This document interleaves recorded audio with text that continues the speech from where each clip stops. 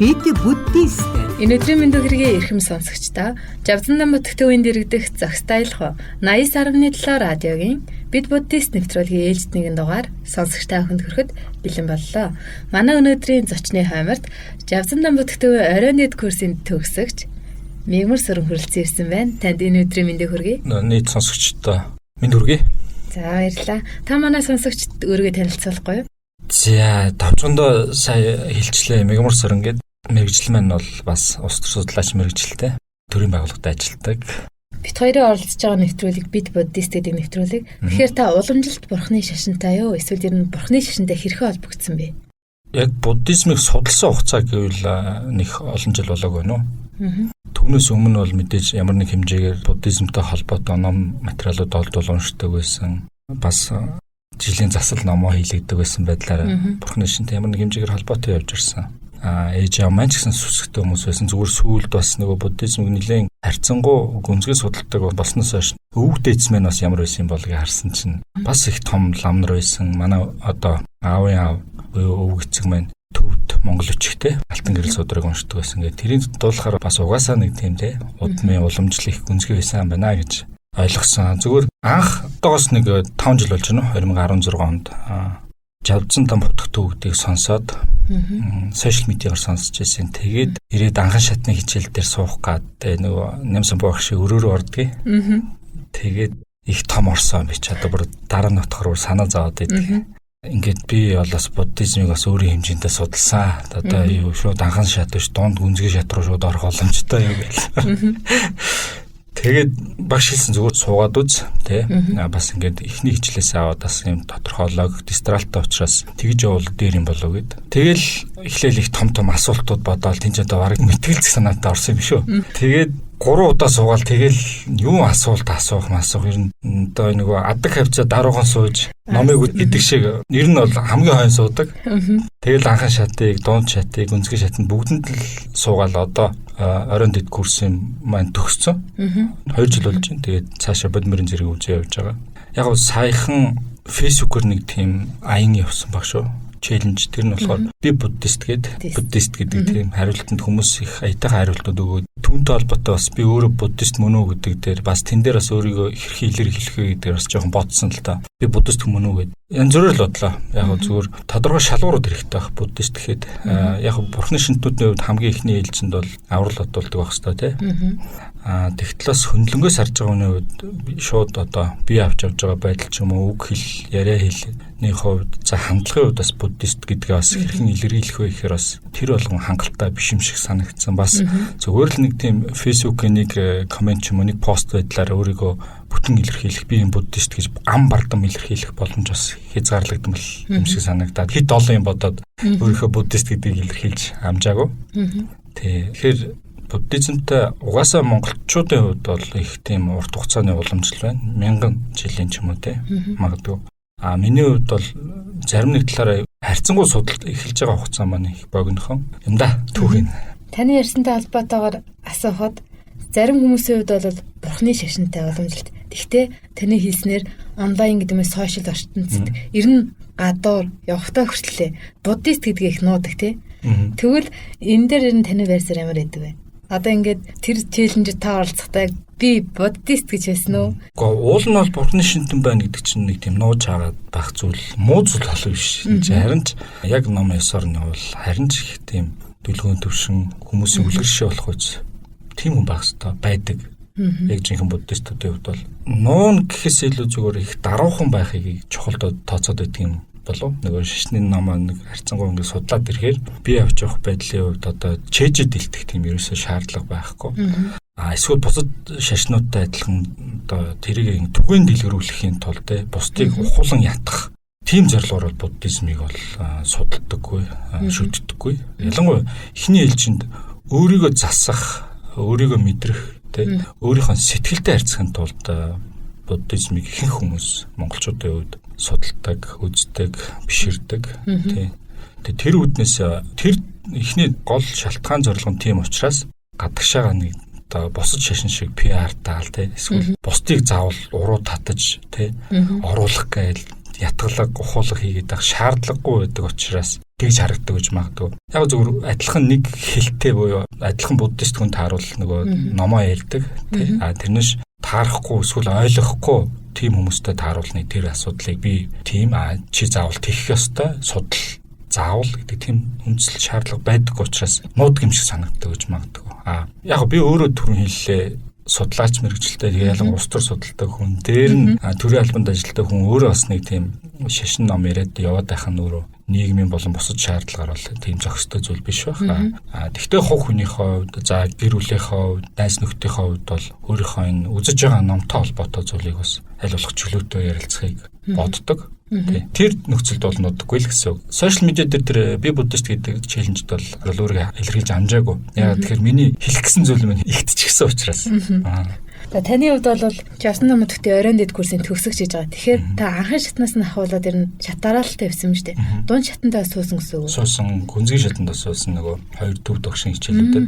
Ер нь алхамаар нь шатаар махсан гэсэн үг биш. Тэгэхээр бурхны шашныг ингэж гүнзгий дэлгэрэнгээр судлахаас өмнөөс нь та судалсны дараах та ер нь энэ бурхны шашнаас та яг юуг амьдрал дээр хэрэгжүүлж авсан юм. Одоо таны хувьд бол судлаач гэж юм. Тэгэхээр чи ажиглан шинжилт их явуулж байгаа гэсэн үг шүү дээ. Яг энэ дээр та одоо ч тухайлбал өрөндийн шинжилх ухааны хувьд бол хүний сэтгэл зүй хандлага за зарим нь болохоор бүр 7-8-тай тогтчдөг ч гэж ойлголт байна. Зарим нь бол бас нэг өсвөр насн дээрээ тэгээд хүний сэтгэл зүй хандлага ямар байна тэр чигээр үлдчихдэг гэдэг. Үндсүүс бол баг тэгэл нэг 20 хүрээл баг дуусчаад тэрнээс цааш өөрчлөгддөг гэдэг нэг юм шинжилх ухааны хандлага байгаа шиг байна. Тэгтэл би чинь буддизмыг одоо тэр оройн дэд курсэд суух цаа байна. 35-аас хойш шүү дээ. Зүгээр үндсүүсийн хувьд бол бүр нэг тийм огцом эрс өөрчлөгдсөн гэж өөрийгөө одоо харахад бас их төвөгтэй байна л да. Тэгээ хэр өөрчлөлт орсон бэ гэдэг хөндлөнгөөс харахад өөрөө бодож зэгнэхэд ертөнцийг үзэх үзэл бол нэлээд өөр болсон. Нэгдүгээрт. Өөрөөр хэлбэл оюун санааны хувьд бол тодорхой өөрчлөлтөнд орсон. Одоо би бүр том гэж хэлэх арга алга. Жишээлбэл яг би одоо улс төр судлалын чиглэлээр доктор хамгаалсан. Тэгээд бас нэг юм эрдмийн оройд хүрсэн юм шиг тухайдаа санагдчихлаа. Үүнээс цааш газар үгүй гэдэг шиг тий. Тэгээд дараа нь тэрнээс хойш би энэ оройн дэд курст явсан л да. Тийм буддизм судалж эхэлсэн. Тэгэхэд дахиад энэ чинь бүр их олон судлах зүйл ертөнцийг үзлийн үед их явцсан. ертөнцийг өөрийнхөө нэг тийм хардаг нэг цонхорол хараад байсан байна. Тэгтэл чинь буддизмын үед буддизмыг зүгээр нэг буддын шинх хэсэл буддизм гэж хэлсэн арай дээр юм болов. Хэрвээ шинжлэх ухаан гэж үзвэл энэ өөрөө бас дахиад ертөнцийг үзэх хүслийн үед их олон хэмжээст. Тэгтэл чинь шинжлэх ухаан ялангуяа өрөндийн шинжлэх ухаан бол бас нэг тодорхой нэг хэдэн хэмжээстэй. Тэр өрөөндөө асуудлыг тайлбарладаг. Буддизм надад дахиад их олон ертөнцийг үзэхэд их олон хэмжээс харах, үзэх, мэдрэх тэр боломжийг өгсөн гэж ойлгодог. Нэгдүгээр. Хоёрдугаарт нь сэтгэл зүй.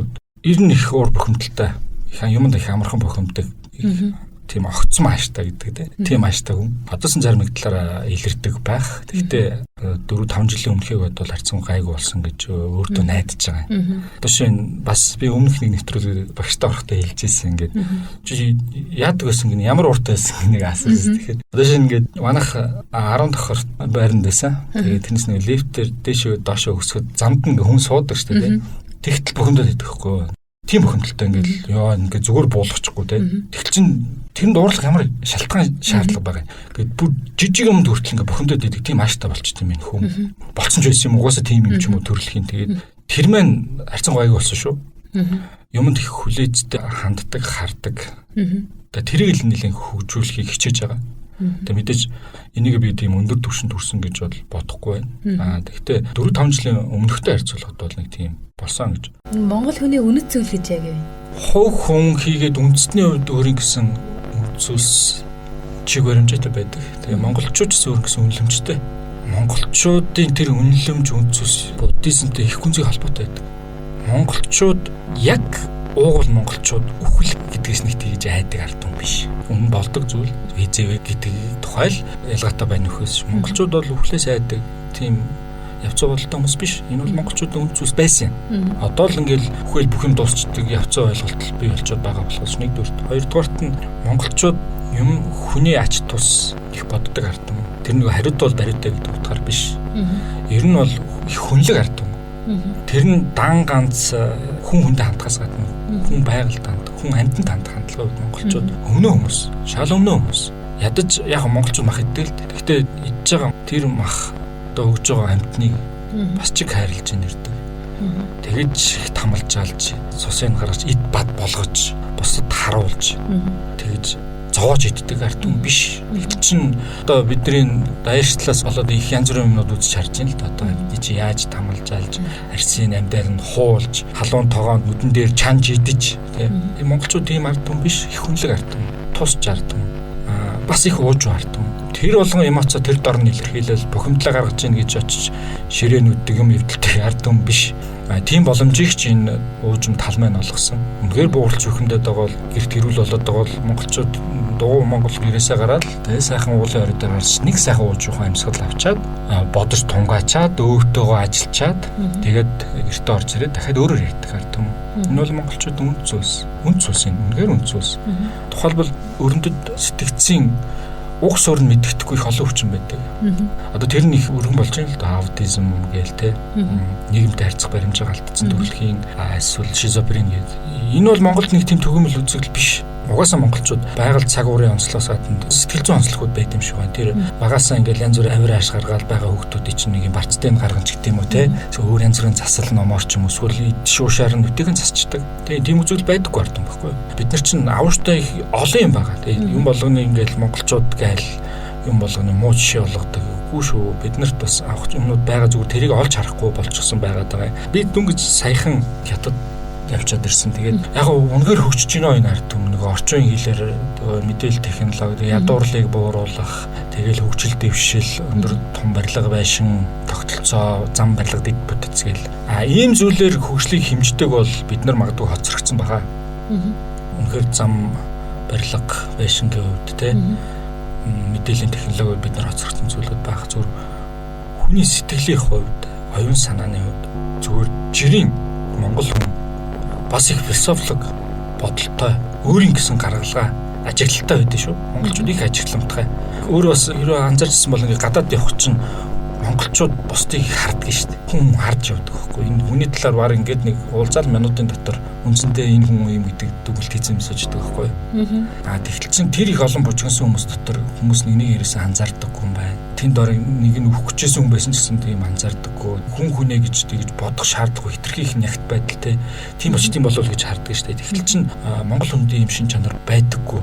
Уугуул язгуурын монгол хүний шин чанар шүү. Одоо л энэ байдал маань ингээд нэг хотчлт, шилжилт те арчилсан шилжилт гэдгээс болоод эсвэл ингээд нэг тархиа угаалгацсан нэг тийм шин чанарууд байгаа. Одоо шинэ би заримдаа шүүмжлэлтэй хантай нэг гендер феминизм, ультра феминизм гэх нэг хэд эмэгтэйчүүд нийгмийн хувьд ноёлох байр суурьтай байх ёстой ч гэдэг юм уу те. Монголын эмэгтэйчүүд их дарлагдсан байдаггүй нөө тийм биш. Монгол эмэгтэйчүүд харинчиг бас бусад одоо Япон солонгостой харьцуулах, хятадтай харьцуулах, магадгүй өрөндийнхэнтэй харьцуулахад их өндөр статус байр суурьтай байдаг шүү. Тэгээд тэр магадгүй зарим нэг талаараа өрөндийнхний хувьд нөгөө юу гэдэг юм шиг нэг юм төсөл мөнгө хийх гэсэн нэг те эсвэл өөрсдийнхөө үзэл сурталыг түгээн сурчлах бид нар бусдаас танараас дээгүр шүү гэж өөрсдийг харуулах гэсэн нэг тийм юмд бид хит автаад тийм болчиход байгаа болохос монголчууд өөрийн гэсэн бодолтой нэлээд бардам ард юм. Тэгээ энэ бол монголчуудын үнд сүс гэж харж байгаа. Тэгээд муу зүйл бол биш бах уу бардам байна гэдэг бол омглон байна гэдэг нь бол харин нэг омгтой байна гэдэг нь бол тийм сайн зүйл биш бах. Өөртөө ихтгэлтэй байдаг ард юм гэсэн үг шүү дээ. Төвхтэй бардам төвхтэй ард юм гэдэг бол буруу зүйл биш. Үнд сүс энэ бол монголчуудын үнд сүс. Энийг харин цаашдаа яаж хөгжүүлэх үү? Сэтгэлээ энэгээр яаж тийчих вэ? Оюун ухааны энэ үүгээрээ яаж баяжуулах уу те? Дахин апдейт хийх үл гэдэг асуудал болохоос шинээр монголчуудыг форматлах өрөндийн тийм лаг ухаалаг те смарт хүн болох тийм шаардлага хэрэгцээ би бол байхгүй гэж бодож байна. Дөнгөж сая асуултын дараахан биелээ. Үнд сүс ба чиг баримжаа тэр чигээр тогтчдгүй үгүй юм байна. Өөрчлөгдөв юм байна. Саяхан би Фрейд гэдэг одоо психоанализийн том төлөөлөгчтэй шинжлэх ухааны үндэслэгчийн бас Шав Адлер гэдгийн Science of Life гэдэг амьдралын шинжлэх ухааныг Монголд орчуулсан нэг тийм жижигхэн тохиомл байгаа. Би ч оюутан байхдаа тэр Фрейдийн их номыг уншаад үзээ. Тэгээд эго, супер эго, тэгээд тэрний чин талаар ингээ бүр донтоод одоо фрейдизмд их автаад ямар гоё юм бэ? Яаж ингэж ертөнцийг тайлбарладаг байна гэл те. Тэгэл одоо бүх хүний амьдралын цаад зорилго бол бэлгийн дур өсөл байдаг энэ төр гэл нэрээ тийм юм чих санагдаал. Тэгээд одоо тэр Адлерийн номыг уншихаар одоо юу гэдэг нь тэгж харахаа болсон бэл. Магадгүй зөвхөн энэ бас буддизмаас гадна зүгээр насны ч юм уу те юм үзэж харсны туршлагач нөлөөсөн л баг те олон фактор зүйл байгалах л та. Тэгээ Адлерийн номыг харахад зүгээр л хүний сэтгэл гэдэг зүйлийг нэг л хүчин зүйлээр тайлбарласан. Одоо дутуугийн комплекс ч гэдэг юм уу те. Тэгэл болоо. Хүн өсөхдөө гадна болон дотоороос нөлөөсөн тийм 1-2 хүчин зүйлээр шалтгаалаад хүний сэтгэл зүй төлөвшдөг тухай. Одоо харахад надад энэ томтой санагч. Хүний сэтгэл гэдэг тэр зүйлийг маш энгийн нэг ганц хоёр хүн хүчин зүйлээр тайлбарлаад тэгээ гаргалгаа гаргаад тэгээ тэр нь том онол болоод тэр дагуу бүхэл бүтэн том шинжлэх ухаан чиг сургуулиуд бий болгоод тэгээ явцсан байна гэдэг бол зарим нэг л очир дутагтай явцсан байна тий. Тэр байдлаар шинжлэх ухааны тодорхой үр дүнгуудыг ялангуяа тэр нийгмийн шинжлэх ухаан байна, сэтгэл зүйн шинжлэх ухааны хувьд бол асуудлыг хэтэрхий явцуу тайлбарладаг юм байна, хардаг юм байна, харуулдаг, тайлбарладаг юм байна гэдэг хэтэрхий нэг цонхот одоо миний хэлээд байгаа цөөн хэмжээсээр асуудлыг авч үздэг юм байна гэдэг зүйл дээр бол харьцан өөр хандлагатай болсон шүү. Гэх мэт нэг юм өөрчлөлт байна л да. Бас хэтэрхий ерөнхийд байгаа шиг байна. Тэгэхээр номыг үзэхэд амьдрал дээр хэрэгжилт байх хэрэгтэй тий. Хичнээн сонсоод байдаг тэгдийн гинлээ гэд онолдоод байхаас ил хүний амьдрал дээр нэг өөрчлөлт сэтгэл зүйд. Одоо та хэлж штэ шинжлэх ухаан кэрээр хэмжээсүүд дээр гэдэг юм ямар нэгэн тодорхой зүйл дээр аваад туршилт гэхэд чинь харьцуулт хийдэг тий. Гэхдээ яг харьцангуй төлөв үнэн гэж байхгүй өөр нөхөн дахиад тэрэн дээр нэг зүйл гаргаад ирэхэд тэр бас өөрчлөгдөж болно. Тэгвэл таны одоо энэ судалж байгаа буддын шишин гэдэг чинь гол зүйл нь өөрөө сэтгэл байдаг тий. Тэгвэл тэрэн дээр энэ бурхны шашны үзэж байгаа үзэл онол одоо энэ сургалтын систем гэдэг нэр нь онцлог давуу тал нэр нь юу вэ? Тий, өрөндийн шинжлэх ухааны хувьд бол тэр сэтгэл зүй бол их том амжилтанд хүрж байгаа. Одоо neuroscience гэдэг интернет их олон мэдээлэл байна л да. Сэтгэл зүйн талаар ийм амжилтанд хүрлээ гэсэн. Туршил судалгааны үр дүнгууд гэсэн үг тийм. TED Talk нэлээд олон бичлэгтэр бол тухайлбал хүний сэтгэл бол инээд баясгал, уур бухимдлаас шалтгаалах ч юм уу эсвэл тэр зүйл нь тархиныхаа тэрийн дохио өгж ийн гэсэн нэг тийм. Яг энэ бол бас тодорхой хэмжээгээр амжилтанд хүрж байгаа зүйлүүд байгаа. Тэгэхдээ зүгээр сэтгэл гэдгийг дан ганц нэг тийм тархины үйлдэл төдий авч үзэх нь учир дутагтай. Энэ тухайчсан бид нэр одоосон судлаад явж байгаа. Тэгээ бас тийм буддизмын нөгөө сэтгэлийн талаарх тэр шинжлэх ухааныг бас би бүрэн хэмжээгээр эзэмшээгүй байгаа л да. Тэгээд бас ийм шөмжлөө байгаа. Өрөндийн шинжлэх ухаан одоо шинэ сэтгэл гэдгийг дөөрийн ярилцж байгаа ширээний хүрээнд аваад утсан. Энэ ширээг тархиа ойлгочвол энэ дотор болж байгаа бүх янз бүрийн энэ дээр тавигдсан бүх зүйлүүдийг детальчлаад ингээ аваад утсан, тайлбарлалцсан. Ингэдэм юм тэгдэм энэ хоорондоо ийм харилцаа үйлчлэлтэй байт юм. Энэний илэрлэл нь хүний гадаад юугаар ингэж илэрдэм бэ? Нүүр царайгаар те эсвэл бусад организмын үйлчлэлтөр. Гэтэл энэ ширээнээс гадуур сууж байгаа бит хоёртой холбоотой ч юм уу дахиад энэ ширээд доошо тулж байгаа тэр шалтай холбоотой зүйлийг авч үзэхгүй. Өөрөөр хэлбэл сэтгэл гэдгийг дан ганц материаллык байдлаар материал шалтгаалдаг гэж тооцож байгаа нь учир дутагтай. Оюун ухаан сэтгэл тусдаа их сурвалжтай байж болно гэдэг дээр өрөндийн шинжлэх ухаан тооцохгүй байгаа. Тэгвэл буддын шинийн дээр нэ. Тий. Буддизмын хувьд сэтгэл гэдэг бол материалыг ихтэй биш. Материалыг ихтэй болчвол тэр чинь эхлэлтэй бас төгсгөлтэй болчих гэдэг. Тэгэл чин өрөндийн шинжлэх ухааны ялангуяа физикийн шинжлэх ухаанд байдаг штэ шинэ. Матери шинээр үүсдэхгүй, устдахгүй, нэгээс нөгөө шилж гин гэж тооцож байгаа бол яг түүнтэй адилхан бидний сэтгэл бас тийм л байх ёстой гэсэн үг. Шинээр үүсэхгүй гэдэг чинь өмнө байсан гэсэн үг. Нэгдүгээр хоёрдугаарт нь устдахгүй. Тэгэхээр бид нар үхсэн байлаа гэхэд сэтгэл бас алга болчихгүй нэ. Нэгээс нөгөө шилжнэ гэдэг чинь бидний сэтгэл өөр төлөвлөдөд өөрчлөгдөд явж идэг байх нь. Тэ. Зөвхөн сэтгэл гэдгийг 1-10 хооронд тоогоор үзэх биш. Дахиад бүр нэлийн том интегралж гэдэг юм уу те. Математикийн бусад их том илэрхийлэл тооны хилүүд рүү хэмжээс рүү оруулж иж сэтгэл гэдгийг тайлбарлал илүү их утга учиртай, илүү их олон зүйлийг олж харах боломжууд байгаад байгаа гэж. Тэгээд нөгөө сэтгэл судлаачтай уулзахаар миний ярьж байгаа зүйлийг хэрэгэлзээтэй ханддаг юм санагдаа. Гэхдээ миний асуусан зүйл тухайлбал тэр болгон бас өөртөө бүрэн тайлбарлаж чадахгүй байдаг л да. Жишээ нь сэтгэл хаана оршдгийг. Яг сүйд нэг сэтгэл зүйчтэй уулзахад бол сэтгэл судлалд гарч байгаа амжилтуудын тухай ярихад гидсэн дотор байгаа нэг ураг багш те. Ургийн сэтгэл судлал гэж үздэг гэж юм. За үхлийн сэтгэл зүй гэж үздэг гэж юм. Тий. Бас жоохон ингээ алхмуудаа ахиулаад байна. Тэгэхдээ тэр маань зөвхөн хүний хувьд тооцоод байна. Тэгэлж чинь дахиад амьд бодголоод өвчсөн бүгдэнд нь сэтгэл гэдэг зүйл байгаа. Бидний мэдхгүй маш олон өөр бодгиолууд байж болно шүү дээ. Бидний одоо нүдээр харагддаггүй тий. Тухайлбал монголчууд бол аль хэдийн мэддэг гэсэн зүйл өрөндийн шинжилхэн бол нэгэд 200 жил 300 жил болж байгаа юм да. Бактери, вирус гэдэг. Тэгээ тэр чинь бодгиол юм шүү дээ. Тэгэхээр тэр бол бидний нүдэнд харагддаг. Тэгвэл биднээс дээш илүү ухаалаг бодгиолууд байж болох уу гэвэл бас үгүйсэх аргагүй болчихдог. Тэрийг бид нараас тусгаж авч чадахгүй. Тэр бидний нүдэнд дөнгөж одоо л мэдэгдэж байгаа тэр жижиг бодгиолын тэрэг сэтгэлтэйгээ тооцож.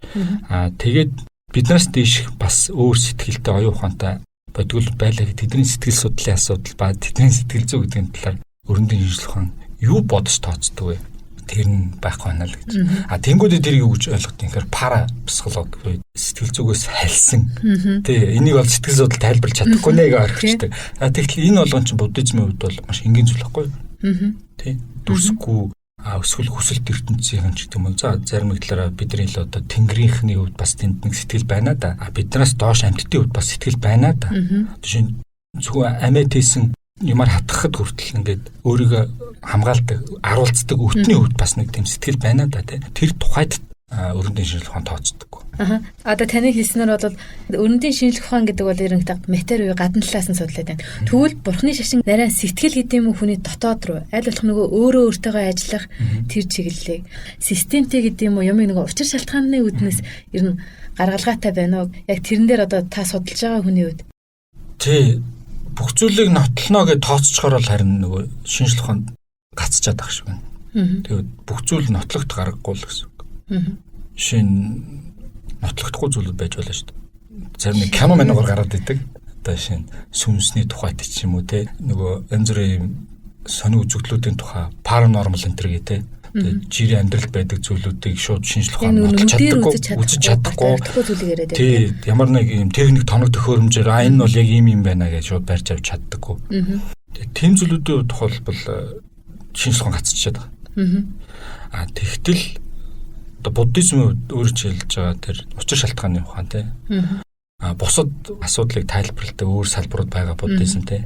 Тэдний үүднээс чинь зөвхөн матери биш оюун санааны их үүсвэртэй тийм зүйлүүдийн хувьд бол буддизм их өргөн тайлбаруудыг өгсөн байдаг.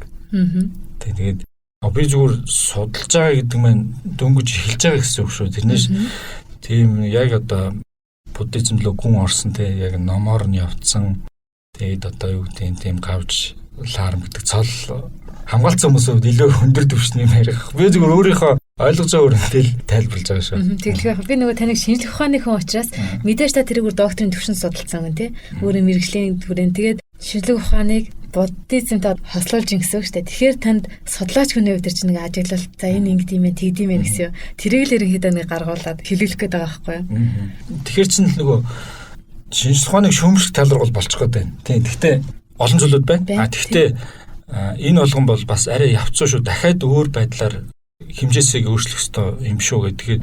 Хүндрэлтэн ч одоо супер нэгдлийн онол гэл тэр дараагийн түвшинлүү гэл ахих гээд байх шүү гэн. Тэгээд тэр нь гаццсан байгааг харин нөгөө буддизмаас хайвал илүү үр өгөөжтэй юм болов. Тэрнээс дан ганц яг дахиад нөгөө эхлийн цэг нь угаасаа их наанаас эхэлсэн учраас цөөхөн хэмжээснээс эхэлсэн учраас тэр хүрээндээ тайлбарлажвал одоо бол нөгөө харьцангуй болох цааш квант болноос цааш явахгүй болчихсон. Кванта болохоор одоо ч нөгөө буддизмтай нэлээд ойртуулах байдлаар тайлбарлаад байна шүү дээ. Тэгтээ учир дутагдaltaй. Тухайлбал саяхан байгалийн ухааныхан хувьд чинь буддизмыг бас өөрсдийнх нь тайлбарлах гал үзээд байна. Мэдээж нийгмийн ухааныхан ч гэсэн одоо буддизм гэдэг нь одоо шинэ нэг их мундаг Монгол эрдэмтний ном уншсан. Тэн дээр өрөндийнх нь ч гэсэн тэгж тооцоод байгаа юм л да. Шинэ Нагаржуна гэгийн Майдрын номыг те Майдр бурхнаас ном сонсоод гэдгийг тэр ном дээр үр тайлбарлсан байна. Үхээр Нагаржуна зөв дотроосоо бодож байгаа те тэр номыг хийцээ эсвэл юм тодорхой төсөөл эсвэл хүмүүст хүрэхийн тулд Майдртай уулзсан мэтэр энэ номоо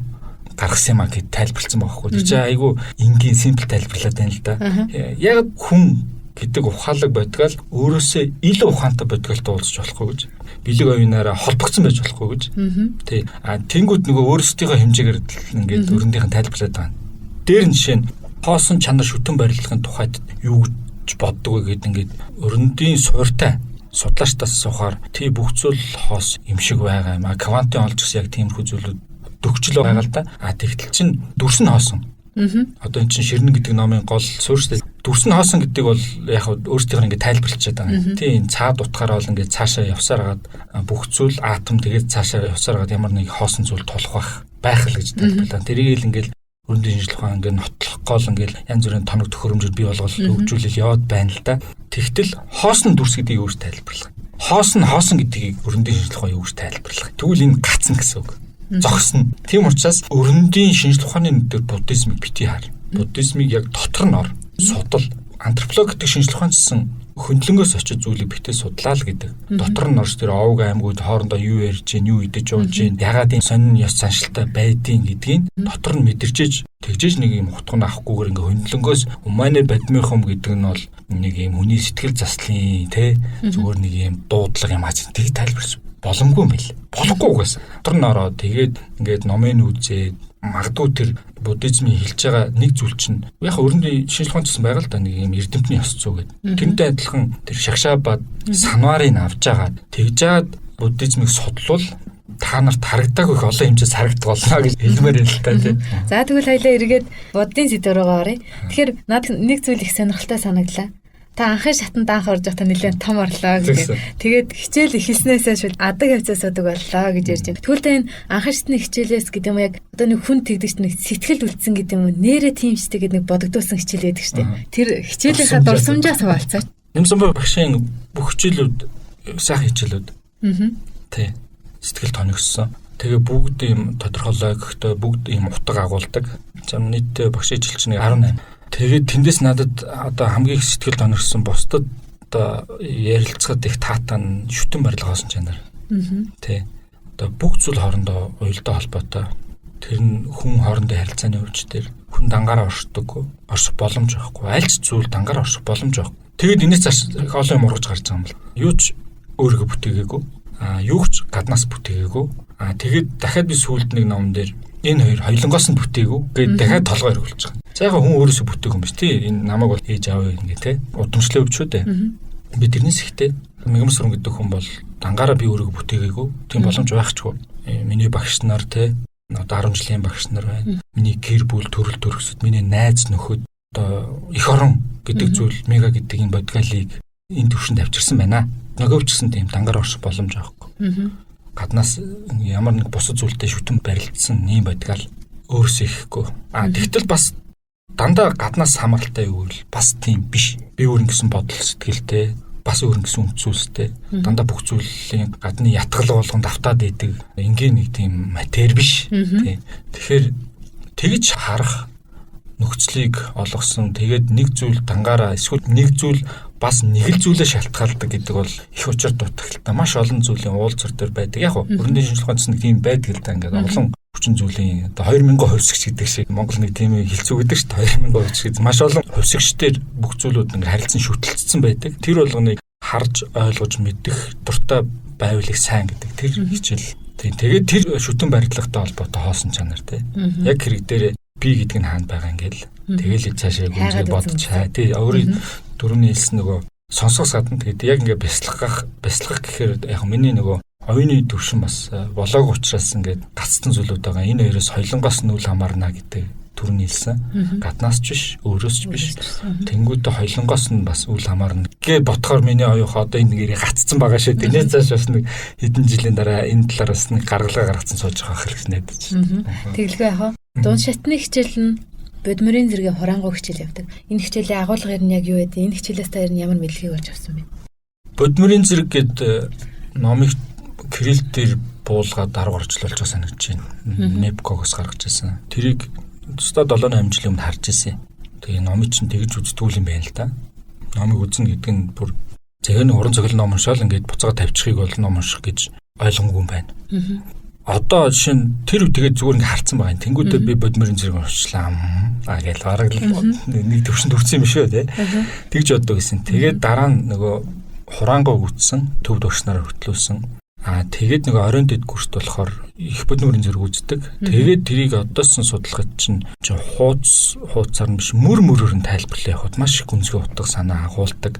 Тэрийг ном үзэх гэдэг юм байна. Тэгээд одоо бидний өвөг дээдс ямар мундаг хүмүүс байсан бэ л гэж ойлгосон. Бид нэр ямар мөхөс мойлох хүмүүс вэ? Яг нь шинжлэх ухаан ч юм уу өмнөх үеэ мэдэхгүй байгааг улмаас өөрсдөө баардсан ийм хүмүүс вэ л гэж боддог болсон шүү дээ. Тэгээд тэр хүмүүс тэр их гүнзгий утгатай Бод мөрийн цэрэг гэдэг номыг уншаад бүгднгийн чэйжлээ тэгээд бүгднгийн бусдад ойлгуулах тийм гүнзгий чадвартай байсан хүмүүс. Тэгтэл чинь бид нар энэ номын нэг мөрөгчсөн бүтэн ойлгоо тайлбарлаад чадахгүй. Тийм л болцоод тэгээд тэрийг ингээд ном үзсэн гэж тайлбарлаад яваад итгэл ийм цаг үед байна. Тэгээд их олон зүйлийг одоо юу гэдэг детальчлаад ингээд асуувал энэ номноос юу олж авч байгаа. Тэгээд дуусгаагүй байгаа л да энэ чинь. Та хэддээ явж байгаа юм бэ? 3 жил судалж чинь их чинь 11-дээ явж байгаа болов. Тэгэхээр үзээд өнгөж эхэлж байгаа учраас би энэ ном бол ийм юм аа гэд. Нэгдүгээрт надад тийгэх ёсортгооны эрх алга, хоёрдугаарт нь тийм биелэг оюун чалах байна тий.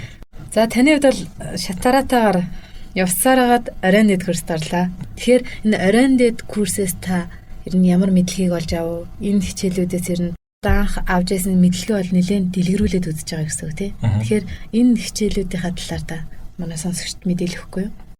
За оройн дэд курсд орж ном судалсанд их завшаантай, буянтай зүйл болсон гэж бодож явдаг. Их чухал номуудыг үзсэн. Мэдээж төв тэлээс үздэг.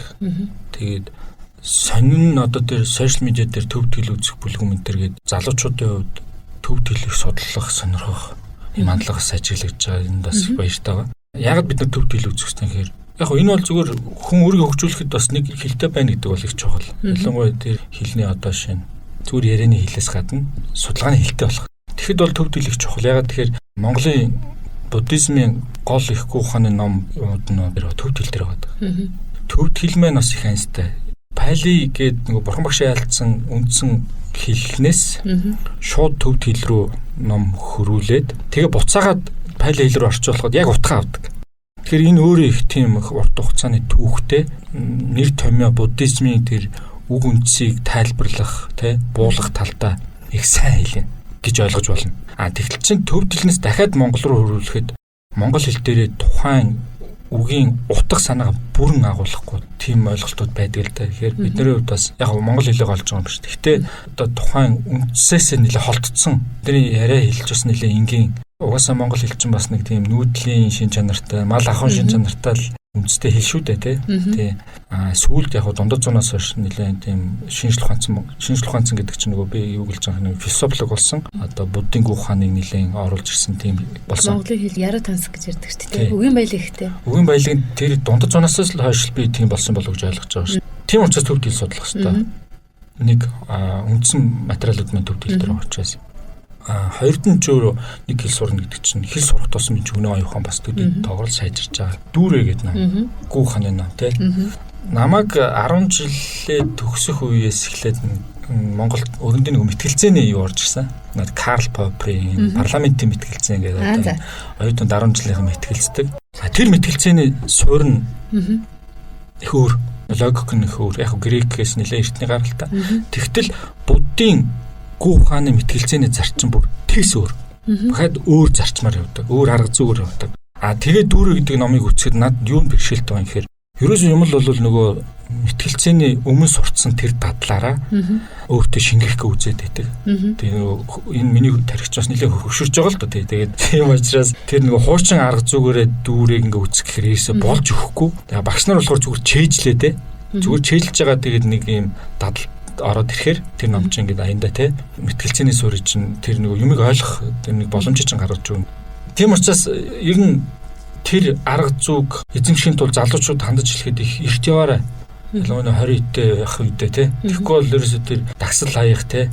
Дүүрэ гэдэг номыг ерөөсөө огт ойлгохгүй болчих юм биш үү? Миний насан дээр ирээд. Дүүрэ хичээлийн ер нь онцлог давуу тал юу гэж тайлбарламаар юм те. Би энэ дээр зүгээр нэг юм сонирхолтой домог сонсноо ярьчих. Болно.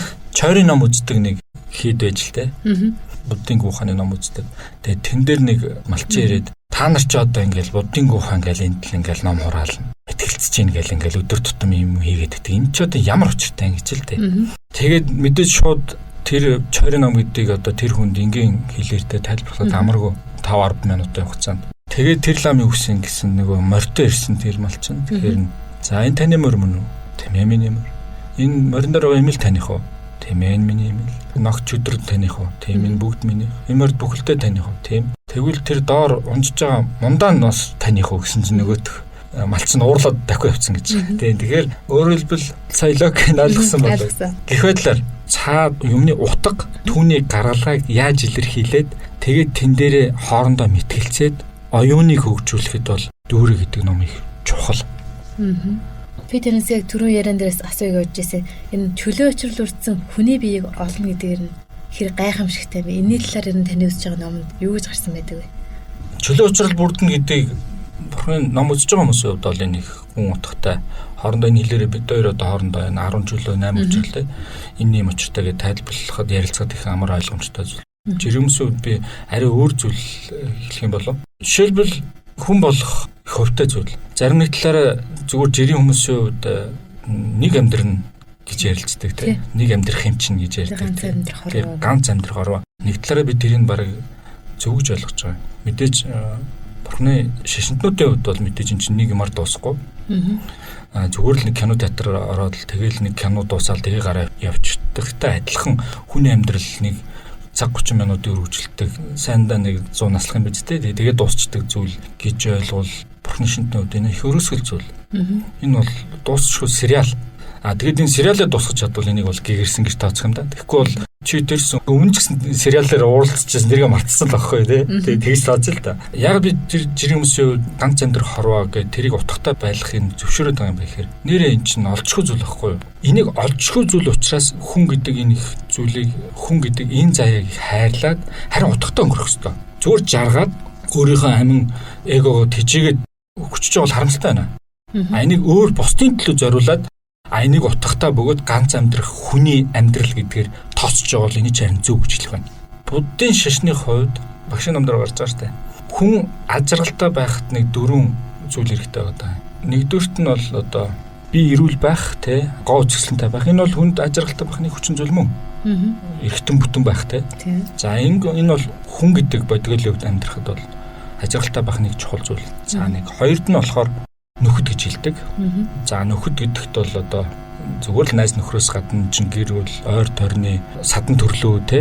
Тэгээ өөртөө уулзж байгаа бүх хүмүүсийг тооцож л да. Тэр хүмүүсийг сайхан эерэг байгаал одоо суусан эхнэр нөхрүүдээ те, үр хүүхдүүдийнх нь, дээж аав нарын хувьд их сайхан хүмүүстэй очирсан бол эн чинь бас ажиргалтай байхны хүчин зүйл. Гуравт нь үйл нь хийж байгаа, зорж байгаа ажил үйлс нь бүтэмжтэй, эзэмшсэн мэргэжил нь өгөөж өгдөг. Энэ бол бас ажиргалтай байх нэг чухал зүйл. Дөрөвт нь эд гэж хэлдэг, лонжид гэж хэлдэг санагджээ. Тэ. Нөгөө баян төрөх гэж хэлдэг шүү дээ, тэ. Хүссэн болгон хүтрэлэг тэр хангамж болцооно боломжтой байл. Тэгэхээр энэ дөрвөн зүйл бүрдсэн байгаа бол энийг эхний хэлжинд хүн болж төрсний нэг хувьтай буянтай байна гэж тооцож болох нь яг бүхний үед их боломж байхгүй л дээ энэ чинь, тэ. Тэгээ энэ дөрвөн зүйл бүгдээрээ байгаа хүмүүс байгаа бол та өөрийгөө жаргалтай гэж бодоорой. Битгий юмар ороо гэж хэлэх гээд байгаа юм би. Тэгэхгүй энэ дөрвөн хүртэл ингээд бүрчээд байхад тий бүх зүйл нь хандсан байгаа. Мөртлөө л ингээл нэг юм зовлон хайгаал, зовлон мэдрэл тэгээд хүмүүс байдаг чинь зовлон хилээл явж идэг. Бити тэгэрэй гэж хэлж байгаа юм. Дээр нь өөр ч асуунтай холбоотой одоо эмарх гэж. Эмарх тий орчин залуучуудын их нэлээд нийтлэг болсон. Яг бүх цаг үед л барьдаг гэсэн баг л та өөр л тайлбарлалтай баг. Энэ мэдрэлийн хөдөлчлөө гэж манай үеийн хэлдэг байсан. Шизон хөдөлчлөө гэдэг юм уу тий. Тиймэрхүү байдлаар өмнөөс ярьдаг байсан шүү дээ. Тэр эмарх тэр одоо сэтгэл зүйн үзэгдэл юутай холбоотой юм бэ гэхээр яг өөрчлөж байгаа. Тэр нэг юм бүх зүйлүүдийг ингээд мэдлэг боловсролоор тайлбарлаж болохгүй юм. Мэдлэг эзэмшлээ гэдэг юм орол зогсохгүй. Магадгүй аягүй өндөр мэдлэгтэй ирнэ моралтай хүмүүс зөндөө байгаа шүү дээ цааш тийм. Тэгэхээр яг өөрчлөж байгаа тэр буян гэдэг зүйлийг хураах хэрэгтэй. Ёс суртахууны тодорхой тэр юмнуудыг өөртөө эзэмших. Нөхцлүүдийг өөртөө эзэмших шаардлагатай. Бусдын төлөө их сайн сайхныг боддог байх хэрэгтэй. Бусдыг хайрлаж инэрдэг байх хэрэгтэй. Өглөө өгдөг байх хэрэгтэй, тийм. Бие их зөв авч явдаг байх хэрэгтэй. Муу хараал, муу хэл, муу бодлого байх хэрэгтэй. Тэгвэл харин ямарлж аянд зогсно. Буддизм тодорхой тэр чинь бүр ингээд залбирал мөрөглөөр хийж штэ, тийм. Одоо дэлхийн нийтрээ их түгээмэл модонд орж байгаа зүйл тэр ямар л зогсоохныг арга бол одоо бясалгал болчиход байгаа. Тэрийг би бол үгүйсэхгүй. Гэхдээ бидний судалж байгаа буддизмын хувьд бол энэ медитейшн бол их энгийн зүйл. Гэхдээ энийг эзэмшиж тэгээд дараагийн түвшинд дахиад буддизмыг судлал дахиад өөр бясалгалын түвшингүүд байгааг бас ойлгох боломжтой шүү гэдэг бас хэлэх байна. Өөр түвшингүүд тэрнээс илүү их өндөр түвшинд медитейшн бясалгалыг хийж болно. Бас өөр зүйлүүдийг мэдэрч болно. Эморлоо дараад дахиад бүр тэрнээс өөр их эерэг амгалан баяр баясгалыг мэдрэх боломжууд байд юм шүү гэдэг бас завшааны гэрчлэлд бас хэлжээ. За та сая бясалгал гэдээ ярьлаа. Тэгэхээр Нэмсэн багшаас хэлдэг зөв сайхан зүйлийг дадуулах өөрөө бясалгал гэдэг. Яг буддийн шишинд бясалгал гэхээр бүр нарийн өндөр түвшинд хүрсэн хүмүүс өдөр бүрийн дадуулахаар арай өөр өндөр түвшинд таны хийсэн тэр бидний мэдхгүй тэр зүйлийг бол хийж болох гээд байна. Тэгвэл тэр зөв сайхан зүйлийг дадуулах гэдэг маань өөрөө таны хэлдэг ёс суртахуунтай холбогдсон тий. Таны мэргэжил бол улс төр судлаач. Тэгвэл өнөөгийн нийгэм ялангуяа Монголын улс төр гэдэг чинь бас улс их орны орчин тогтнох үнцээ. Тэгвэл Монголын өнөөгийн нийгэмд толгомдоод байгаа зайлшгүй нэг асуудал бол ёс суртахуун байгаа тий.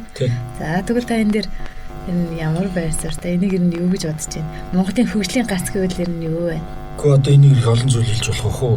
Би ч одоо судалж байгаа салбар нөр их дорд орчоор судалж байгаа хүмүүсийн бур холдож байгаа юм шиг нэг юм ойлголт. Тийм учраас нэг юу гэдэг надаас энэ улс төрчин болохгүй байна. Монголын улс төр засаг те энэ улс төрчөд авилгач болж байгаа юм юу бүтэж байгаа юу болж байгаа ингээл хүмүүс асуугаа. Чи судлаач юу гэж бодож байна?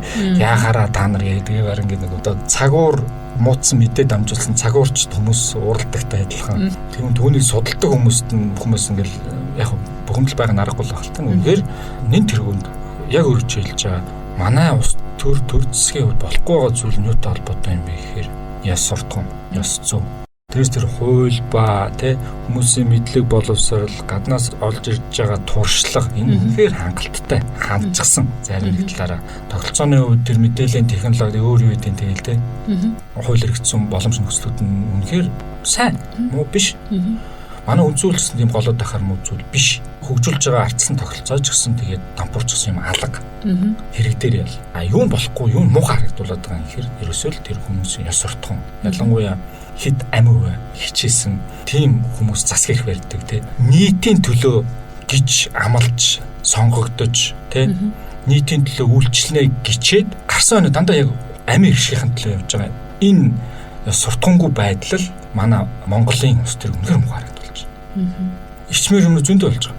Авилга гэх нэг тийм эргийн юм хэлээд яах вэ? Тухайлбал би атгах юм шиг. Яг үнийг хэлэхэд. Би өөрөө яг тийм юутай байсан бол эзэж тэгэж албан тушаалт байсан бол ингэж ашиглахгүй юу хэлэх гэж байгаа юм гэхээр сая 1-2 сарын өмнө болсон баахан хүмүүс албан тушаалтанд хүүхдүүдээ сургууль цэцэрлэгт нь үнэтэй том тэ хувийн сургуулиудад хүүхдүүдэд машинаар өгч өгдөг. Эхнэрээ машинаар өөт ингийн тул та төрийн ирэх ирсэн юм те. Энэ машин бол хувийн зорилгод ашиглахын тулд энэ машиныг өгсөн мөж асуумар санагдаж. Тэгтэл чи үгүй шүү дээ. Яг энэ нийтийн татвараар бүрдсэн нийтийн сайн сайхны төлөөл ашиглаарай гэсэн зүйлийг хувийн амь хэрэгч зарцуулж ямар ичмэр юм бэ? Одоо социализмын үед өсөж хүмүүжсэн эсвэл социализмын үед ээж аав нь одоо нэлээд тэрийн чинь бас харьцангуй ёс суртахуун хүмүүс байсан шүү.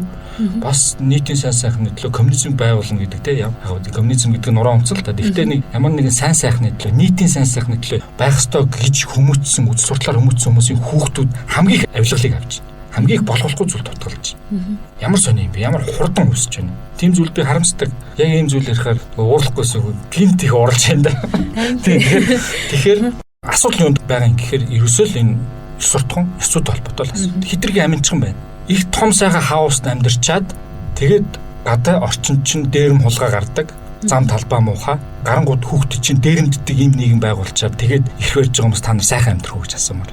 Одоо Бурхны шишнийг бол ёс суртахууны дэлгэр тайлбар хамгийн энгийнээр хийж болно гэж ярьдаг тий. Тэгэхээр та энэ дээр ёс суртахуунтай байна гэж яг алийг хэлээд байна. Хамгийн гол нь зөв хүн байна гэж ярьдаг тий. Тэрийг ер нь яг ямар хүнийг зөв хүн байна гэж яриад байна. Яг зүгээр улс төрчдийн хувьд бол их олон зүйл хэлж одоо их том өндөр шаардлагууд тавьж болох бах. Зүгээр хувийн хувьд зүгээр бусдад битгий юм хийл гэдэг шаардлага. Тэгээд ялангуяа тэр нийтийн тусын тулд зохиосон баталсан дүрм журмууд байгаа шүү дээ. Одоо орцонд битгий тамхи татаас аваад тий. Жолооч нарын хувьд яг дүрмээрээ энэ чинь нөгөө нийтийн сайн сайхны тулд байхгүй. Тэр болгоны яг эсрэгээр хийж байгаа бол тэгэл эн чинь ёс суртахуун бас бишээ гэдэг нэгдүгээр хэлэх хэрэгтэй. Хоёрдугаар бусдад дээрээс ямар нэг хэмжээгээр саад болохгүй юм чинь хамгийн ихний хэлж хувийн ёс суртахууны шаардлага шүү дээ. Тэгээд тэр саад болж байгаа болохгүй үл мэдж байгаа маш олон хүмүүс байгаад байгаа. Тэгээд дараа нь дахиад ахиулаад бусдад үйлчилж эхлэх хэрэгтэй байна. Бусдын тусын тулд бас өөрийгөө зориулах хэрэгтэй байна. Одоо та хэлж штэ босуртгуунтай шууд холбоотойг ярьж байна. Тэгэхээр энэ хүмүүсийг сонгож байгаа иргэн хүмүүсийн хувьд бол бас боловсролтой мэдлэгтэй байж гэдэг нь хүмүүсийг бас зөв сонгох хэрэгтэй юм. Энд чинь бас бидний ирээдүй хойч Монголын ирээдүй. Энэ улс их орны орчин тогтсон бас нэг үндэс штэ. Тий, яг энийг нөгөө шүтэн барилга гэдгээр тайлбарлавал ер нь бол энэ гарч ирж байгаа нөхдүүд гэдэг бол яг хэрэгтэй ард түмний тусгалах уу бидний л байгаа төрх маань энэ хэрвээ авилгал авж байгаа улс төрчтэй бол бид нэр яг л тийм төрхтэй л ард түмэн байна гэвэр хэлчихэд үгүйсэмгүй байх. Аюу гэдэг нэг тийм айгүй ухаантай ард түмнээс гинтл нэг тийм ухаангүй авилгач улс төрч гарч байгаагүй болов гэж шилж болно. Яг тэгэхээр хэрвээ та одоо юу гэдэг нь жирийн сонгогчдод хэлэхэд саналаа худалдсан эсвэл энэхүү сонголт ихтэй зүгээр л нэг тийм хүний наадлын хэлж байгаа үг яриа хэллэнд итгэлтэй тэгэл сонголтоо хийсэн бол тэгээд сонголтчийн үрдэн бол энэ нөхцөл байна. Зүгээр ёс суртахуунтай хүмүүс гарч ирэх нөхцөл маань өөрөө энэ яг одоогийн нөхцөлд бол Монгол бугуул ах шиг байна. Улс төрд гарч ирэхин тулд тогтолцоо нь өөрөө мөнгөтэй байх шаарддаг. Тий, нэлээд баян байж энэ чинь улс төрд нэр дэвшин. Одоо шинэ намууд чинь дор хаяж 100 сая код тогтоосон шүү дээ. Улсын үйл нэр дэвшихийн тулд. За дор хаяж намаасаа ирэх авахын тулд дараа нь тэр чинь нэр дэвшээ те. Ингээд сонгуулийн кампани хийх чинь дахиад тэрийг 10 дахин үржүүлсэн их мөнгө хэрэг болно. 100 дахин үржүүлсэн их мөнгө хэрэг болох юм тийм үү? Тэгээд тийм зардал гаргасан хүн дахиад төрийн ихэнд гарсан хойно тэр мөнгөө бас нэг бидний нийтийн тогооноос л замрал бүрдүүлэх тийм л нөхцөл рүү түлхээд байгаа. Тэгэхээр бас зарим нэг талаараа энийг зүгээр л нэг тийм улс төрчдийн буруу хэсээр магадгүй нэг тогтолцооны буруу гэдэг рүү оруулж болно. Би яг одоо энэ тайлбарлаж байгаа нийгмийн шин саханы тал руу явчлаа шүү ууслаарай. Тэгэхээр тэр улс төрчдийн яг битээр ярьж байгаа сэдвийн хүрээнд юу гэж хэлэх юм гэхээр энэ хийж байгаа өөрийнхөө амин хувь хичээсэн алхан болгон чинь хэрэв муу зүйл хийж байгаа бол эн чинь муугаар л эргэж өөрчн тусдаа шүү. Энэ бол миний сануулга шин ертөнцийн сануулга. Орчлонгийн сануулга шүү. Бурхны сургаалаар бол нэг үйлөөрөө онлоо тийм үйлөөрөө яриад. Тий. Энэ нийтийн төлөө гэж гараад үнэхээр нийтийн төлөө үйлсэн бол энэний чи үйл бас сайнаар иргэдэж шүү. Карма гэдэг дандаа сөргөөр ойлгоод байдаг. Энэ ч бас эргээр иргэдэг зүйл шүү. Бас аривчдаг зүйл. Нэг хадгаламжинд мөнгөө сайн үдээ хийчихүүлсэн чи аривч шүү дээ. Тэгэхээр тэрнтэй адилхан сайн эсвэл чинь бас их хэд дахин үржиж ирдэг. Муу үйлчин ч гэсэн бас хэд дахин үржиж өөр төр чинь буудсан шүү гэдэг зүйлийг завшааныг ашиглаас хэлчихээр юм байна дээ. Ус төрчдөөд ирэх барихыг хүсэж байгаа хүмүүс тэгээ бас итерхий ус төр шунж байгаа залуучуудаа сандж хэлгээд. За тэгэлгүй та бас буян аривчдаг гэж ярьж байна. Тэгэхээр та өөрөө ер нь хэр буян ч вэ? Ангиараа ер нь хэр буян хийдэг вэ? Чавцан там бодготөө тодорхой арга хэмжээнүүд болж жил болгон зохион байгуулдаг. Нөгөө хандив аянгууд улцдад зориулсан тэгээд бусад нөгөө баяр ёслол одоо хүүхдийн баяр ч гэдэг юм уу те цагаан сараар гэдэг. Тэрэнд нь бол аль боломжоор хамрагдахыг хичээдэг. Хоёрд нь мэдээж бид нар өөрсдөө нөгөө ном эрдэм үзэж байгаа. Тэр хүрээнд бас ингээд өөртөө бие авч явах байдал. Тэгэл тус-тусдаа бас ном эрдэм тэгээд түүнээс хүртсэн бас ухамсарлсан өөрийгөө ёс суртахууны өөрсдөө боловсруулсан хүмүүс бас цааш-цаашдаа өөрийнхөө хэм хэмжээгээр буяа хийгээд явдаг. Би зүгээр өөртөө тавьдаг ихний шаардлага юу гэхээр зүгээр л бусдад нэг гай болчихгүй юмсан л гэж амьдртээ дүрмийнхаа дагуу. Тэр хэмжээнд л би авч явж байгаа. Миний чадал чинэл тэр юм да. Тэгээд жоохон ахиулж чадвал өглөгийн ч гэдэм үү те. Бас юу гэдэг нэг зовлон молонгоо хуваалцчих гэсэн хүмүүст бас айл боломжоор хуваалцаал явж идэг хүү те. За таны хувьд ер нь хэдэн жил жолоо ирсэн бэ? Тий одоо 10 жил болж байна. За тэгэхээр одоо та нийгэмдэр ялангуяа машин барьж явж байхдаа ер нь бурхны шишин маа үдсэн намаа хэр хэрэгжүүлдэг? Ер нь машин барихаар хүний авир илт мэддэг юм аа. Би их огцом жолоо хурд нэг хаацлаа л те.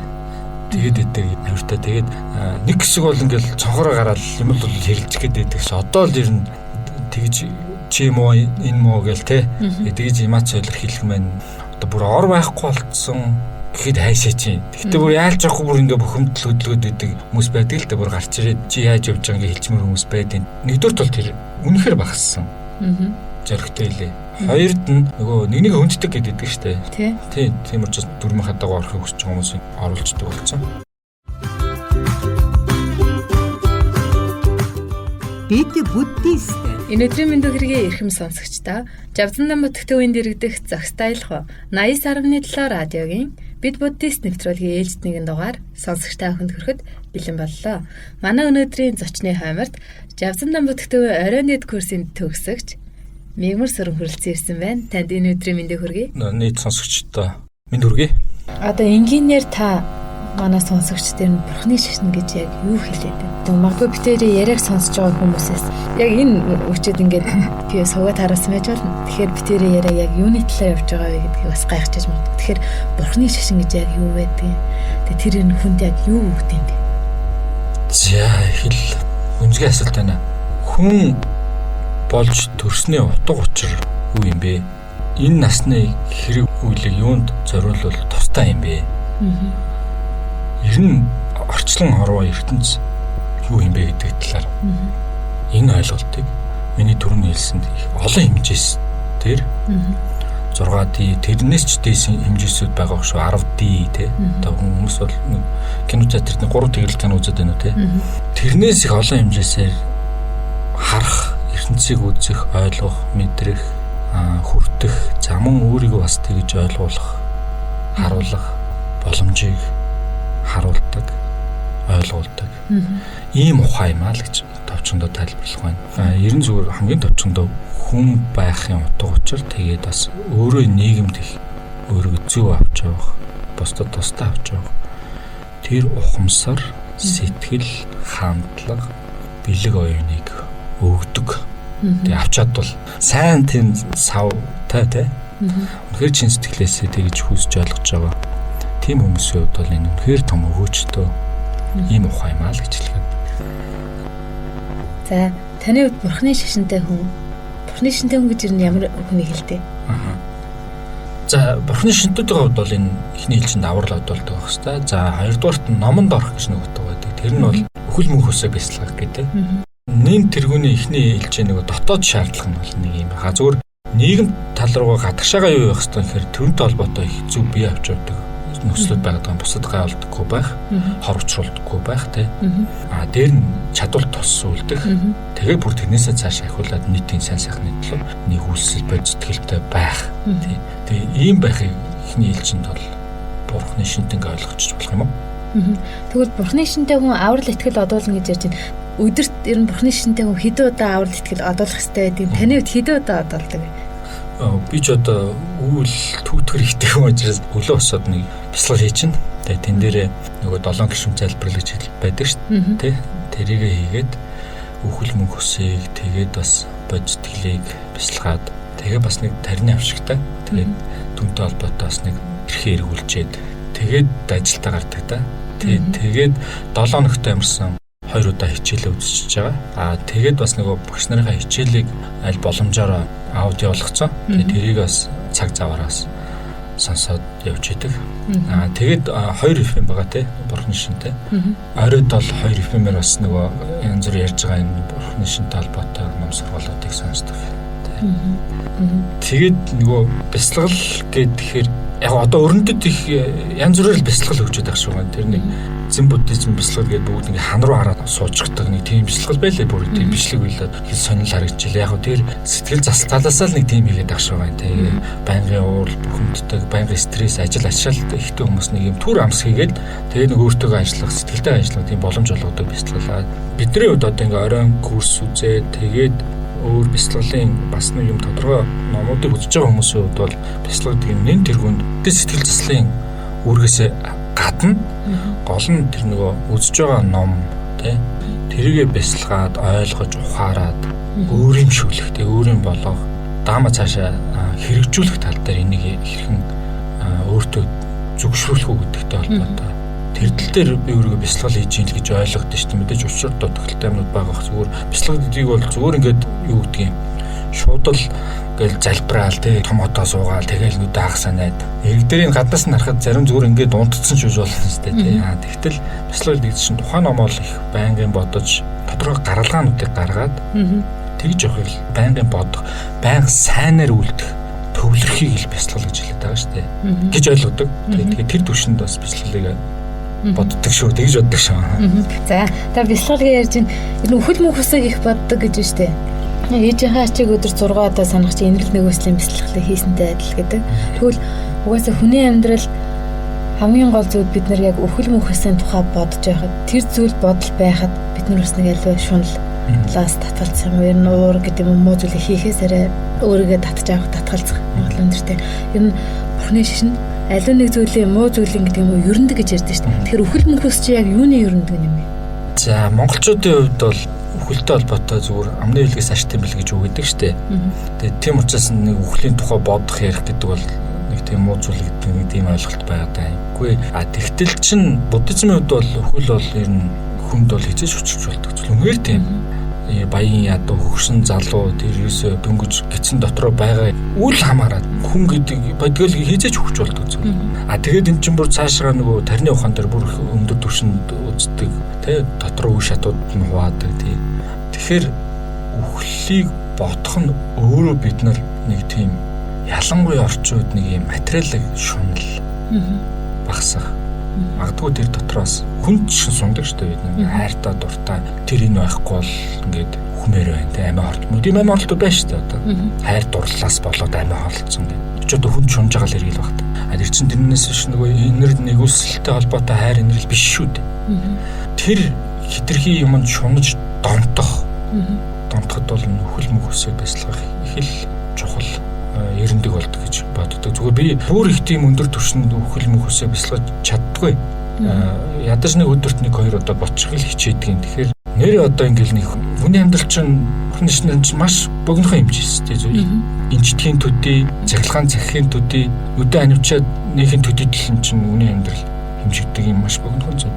Тэгэд энэ хооронд чинь л ингээл хоорондоо хэрэлдэж зодолтой бол шунаал, хулгай хийгээл, нэгнийхээ аминд хүрээл.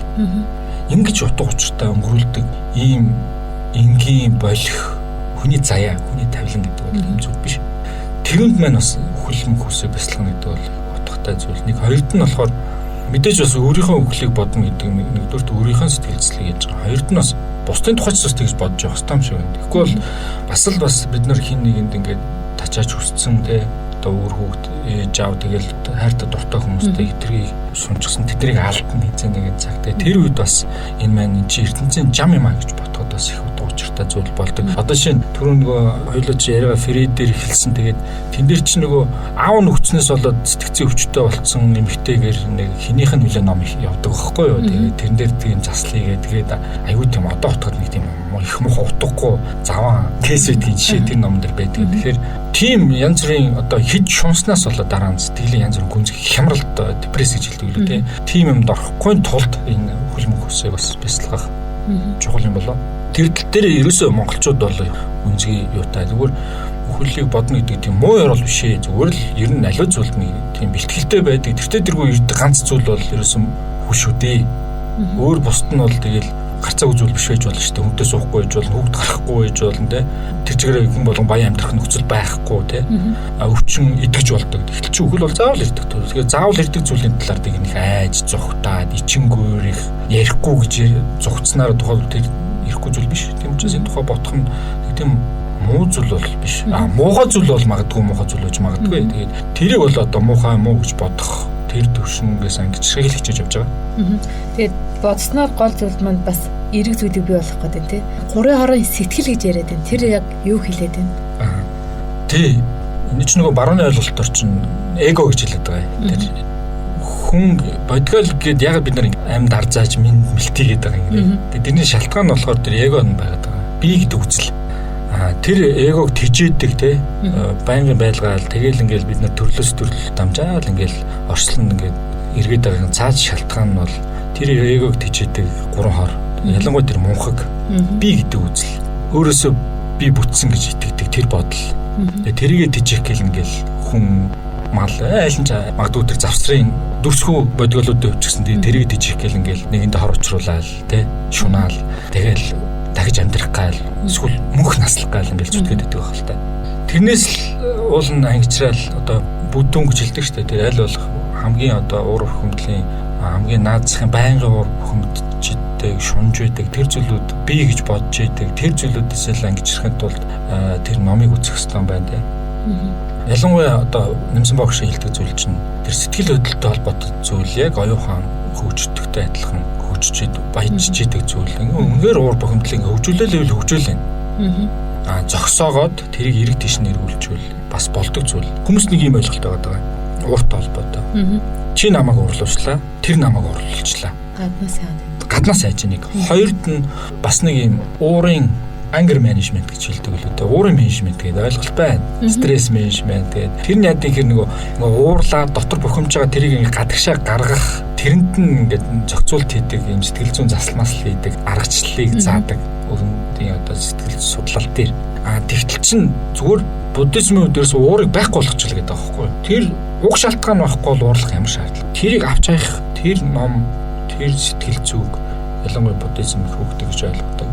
Нэр хэрэг дээр уурын тодорхойлж юм биш үү дээ. Хүснээс нь эсрэг байгаа. Тэгээд тэрнээс болж гарч ирж байгаа реакцийг уур гэдэг байгаа шүү дээ. Тэгээд тэгжил хүсэж, тэгжил шунаж атгах баригдах гэж хэлдэг тийм. Тэрэндээ л баригдахгүй байвал уурчин тэрүүл байхгүй болчихно. Тэгэхгүй ингээл яг хүмүүс ингээл боцных нь эсрэг болонгууд л уурлаад байдаг л байна л да. Монголд одоо гол янз бүрийн үсэд байгаа тэр уур бухимдлууд чинь хитрхи нэг юм бүх юмыг эргээр хүлээгээд тусгацсан атгахтаа баригдсан. Тэгээ тэрний эсрэг болонгууд л ингээл уурлаад энэ нийгэм чинь болохгүй байна те.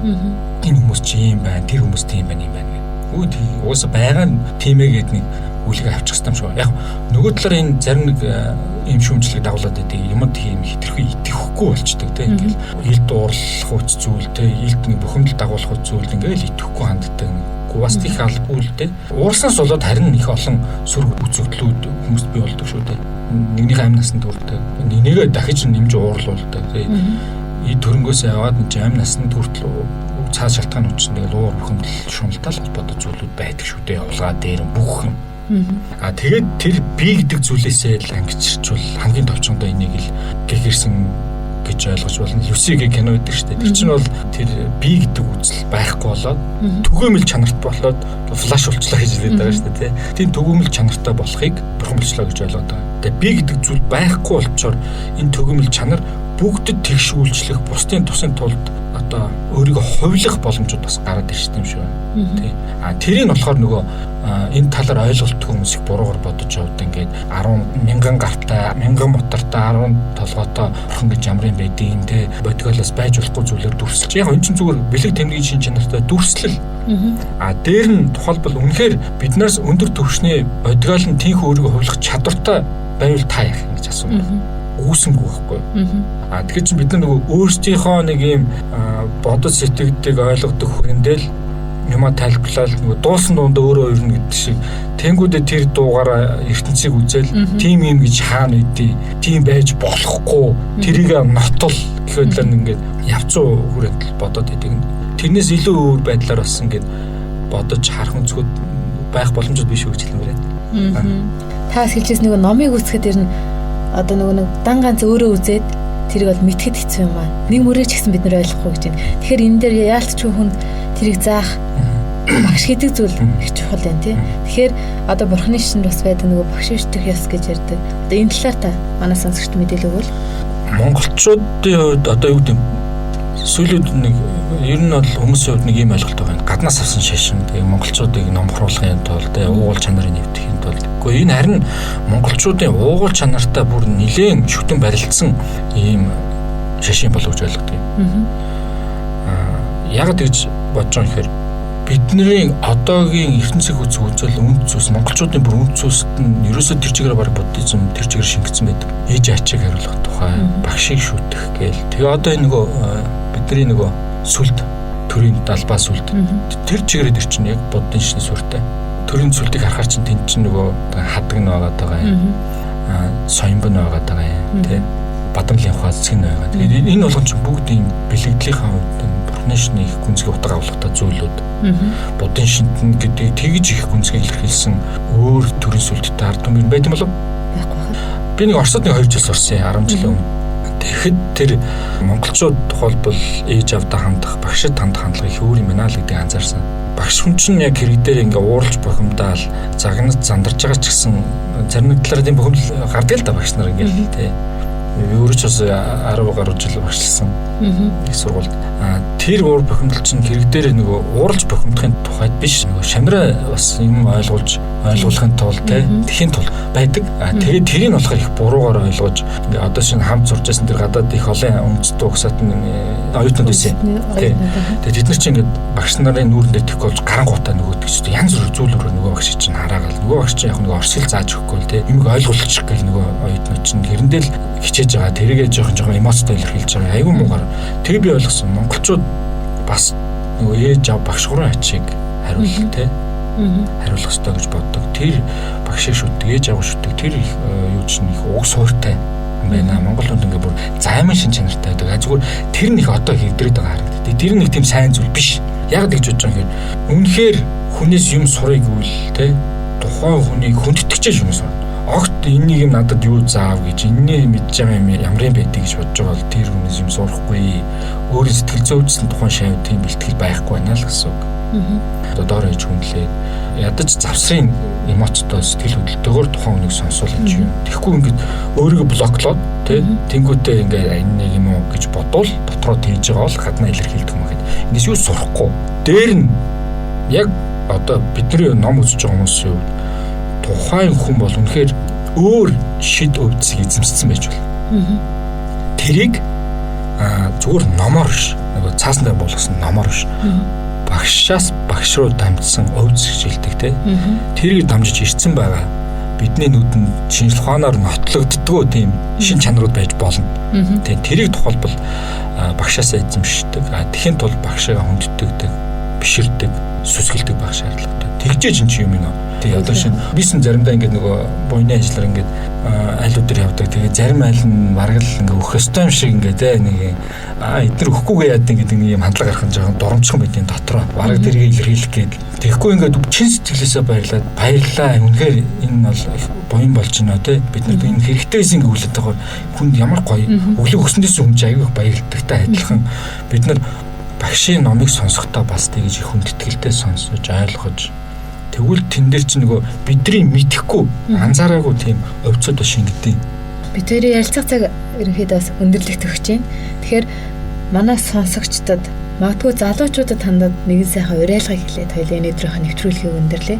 За энэ завшааныг ашиглаад гэдэг шиг яг зүгээр нөгөө босод жишин шиг ингээд буддизмд ингэж тэгж ор тэгвэл тэгнэ тэнгууд шууд өөрчн нэг ийм үр ашиг өгөөж тусна гэж шууд би хэлэнгүй байна. Хэлээ өсөхгүй байна. Тэртээ дэргүй бас угаасаа нөгөө ховтой хүн тэр ном буйн өөрөө ирдэг. Тэгэхээр одоо энэ ингээд анхан шатыг богж авсан том бүтээгдэхүүн нөгөө оройн ангиас гадна оройн гэж тэр ялгаахгүй хүмүүсийн тоон өсөж байгаа. Тэгээ тэрийг бас их сайн эрг гэдэг үзэгдэл гэдэг утгаар нь ойлгож байгаа. Тэгэхээр та хүн бас тэгээ дараагийн шат руу ахиж тэ зүгээр ингээд нэг анх дунд чатаас гадна цаашаа гүнзгийрүүлээд энэ буддизмыг судлаарай. Энэ талаараас ингээд нэг санаа бодлоо солилцох боломж манай орой ангийнхны өвч төр миний өвч төр байгаа. Тэгээд ярилцаж нөгөө нэг хүмүүс чинь зүгээр дотроо бодоод явхаас гадна өөртөө тэр өөрсдөө эзэмссэн мэдлэг боловсрол тодорхой гаргасан гаргалгаануудаа хуваалцаж илүү их синерги гэж хэлдэг тийм агсан үр дүнд хүрдэг. Тийм учраас бас та хүн бас энэ талаар ингээд чөлөөтэй үзэл бодлоо илэрхийлж байгаарай. Одоо твиттерээр 200 тэмдэгт дотор багтаагаал ингээд буддын их гүн гүнзгий ойлголтуудыг тэр контекст бүрээ илэрхийлэх боломж байдаггүй.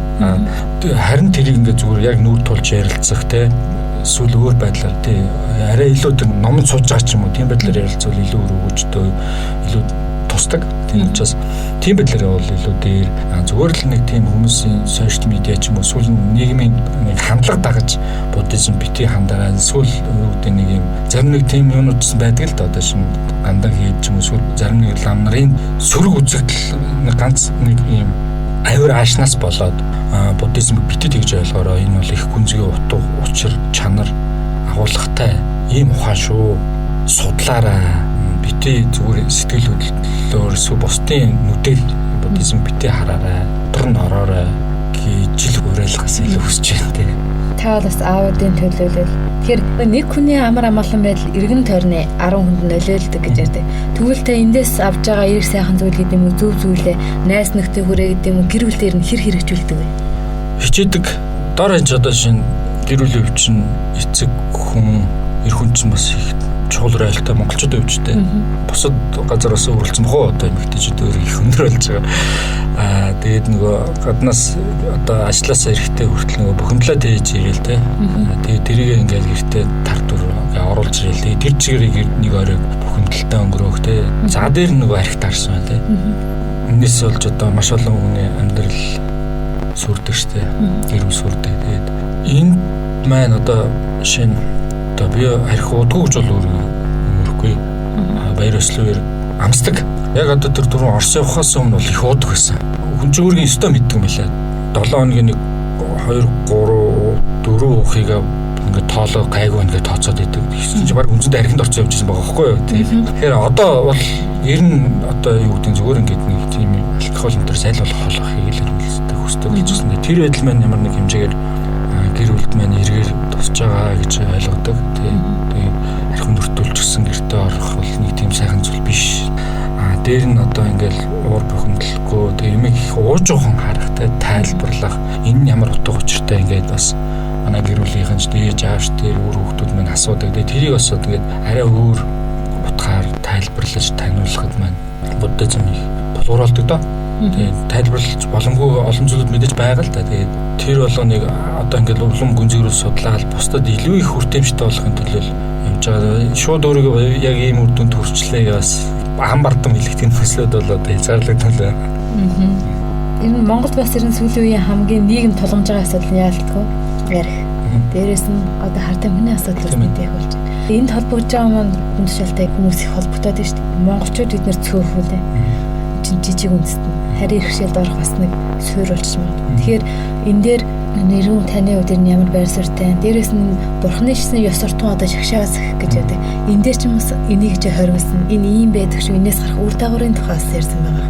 Тэгээ энэ талаар манай сонсогчдод мэдээлэл өргөж. Бид нар нөгөө ил нүдэнд харагддггүй зүгээр л ингээ улс төрийн болж байгаа талбарт болж байгаа үйл явдлаар л нөгөө нийгэмд болж байгаа үзэгдлийг тайлбарлаад байгаа нэг юм хандлага яваад байгаа. Тэгэхээр яг үрж хэлж байгаа энэ хар тамхи мансруулах бодистой холбоотой, тэгээ хүчирхийлэлтэй холбоотой, янз бүрийн гаж нийгмийн гаж үзэгдэлтэй холбоотой амь орлож гисэн жилд ойролцоогоор 800-900 амь орлож ингээд чинь заримдаа нөгөө дайн байлдатай болсоос их хүмүүс зүгээр л өөрийгөө амь орлож байгаа байхгүй ялангуяа эрчүүд нь 70-80% гэх тээ. Тэгэд энэ үзэгдлийн талаар ялангуяа тэрийг судалдаг судлаачдын хувьд бол их бухимдмаар олон зүйл хэлдэг юм билээ. Хар тамхи мансруулах бодисоо одоо тэр мөс гэж хэлдэг тээ.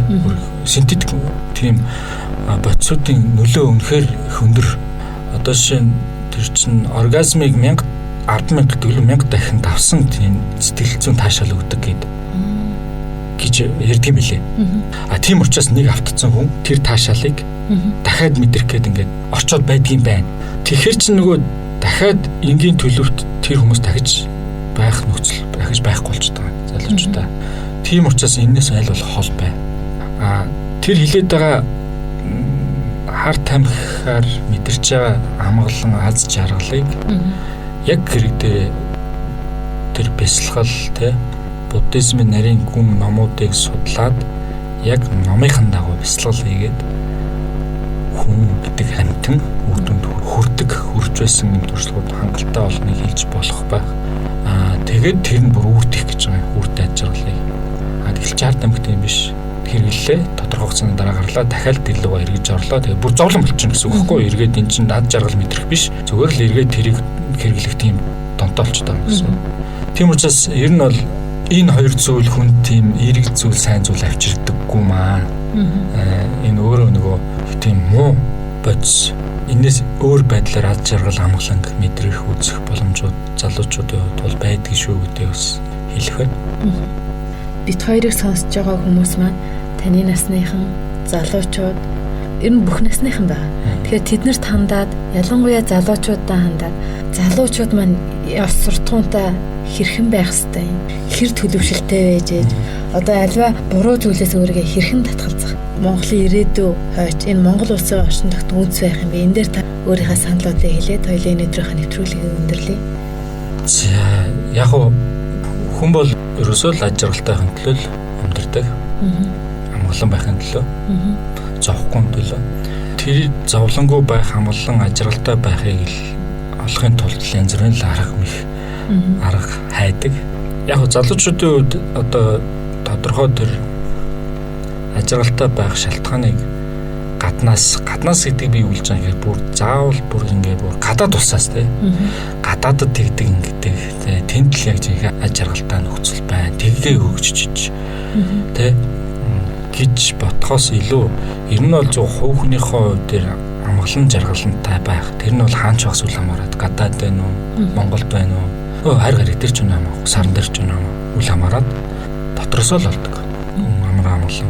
Тэр тусмаа нөгөө айлс ирэхээр авдраа бодол гэдэг шиг тэр амгалан байх, хажиргалтай байх сэтгэл зүйн учир шалтгааныг өрөндийн барууны ухаанаас хайхаас илүү биднэрт нөгөө өвөг дээдсээс уламжлан ирсэн буддизм айлд нэлээ өгсөн. Одоо бидний үйлчлэлүүдээ монголчуудын үйлчлэл бас 100 жил тасарсан. Тэр уламжлан тасарсан. Тийм учраас холдсон. Тэгээ эргээд энийгээс сэргийх гэж бид нар хичээж байна те.